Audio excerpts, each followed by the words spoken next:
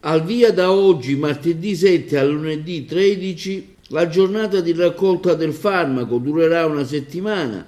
Chiediamo ai cittadini di donare uno o più medicinali da banco per i più bisognosi. Simbolicamente il delegato provinciale di Agrigento, Maurizio Bonomo, ha intanto consegnato la pettorina di volontario all'arcivescovo di Agrigento, Sua Eccellenza Monsignor Alessandro Damiano, che ha aderito all'iniziativa con interesse e fattiva collaborazione, e al primo cittadino della città di Agrigento, dottor Francesco Miccichè.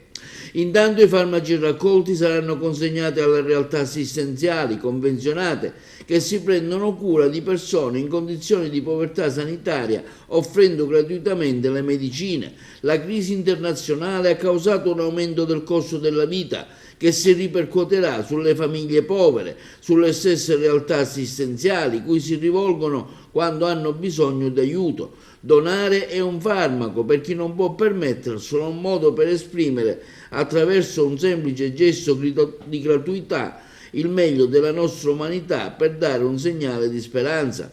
Il fabbisogno segnalato a Banco Farmaceutico dalle realtà assistenziali supera il 1.000.000 di confezioni di medicinali e serviranno soprattutto analgesici, antipiretici, antinfiammatori per uso orale, preparati per la tosse, farmaci per dolori articolari e muscolari, antimicrobiotici, intestinali e antisettici. Ad Agrigento la raccolta si svolgerà nelle seguenti farmacie: Macaluso e Delicato in piazza Vittorio Emanuele, Russo in viale Regione Siciliana 1, la farmacia Nicoletti a Canicattì, la farmacia Cacciatore a Casteltermini, Saieva a Favara, a Licata la farmacia Licata in via Palma 6, a Ravanusa la farmacia Costanza, a Ravanusa la farmacia Guadagnino, la farmacia Egea, la farmacia Minacori 30, la farmacia Viola a Santa Margherita del Belice.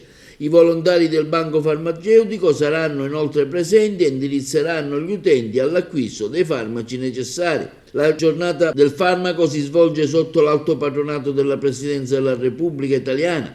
L'iniziativa è possibile grazie anche al sostegno di Federfarma e di quei farmacisti che vi aderiscono. Oltre a ospitare la giornata della raccolta del farmaco, la sostengono con erogazioni liberali. Un sentito ringraziamento è stato formulato da Maurizio Bonomo, delegato provinciale della Fondazione Banco Farmaceutico Ollus, a tutti i farmacisti che si sono messi a disposizione di questa importante iniziativa di solidarietà, confermando il valore sociale dell'impegno profuso quotidianamente sul territorio al servizio dei cittadini.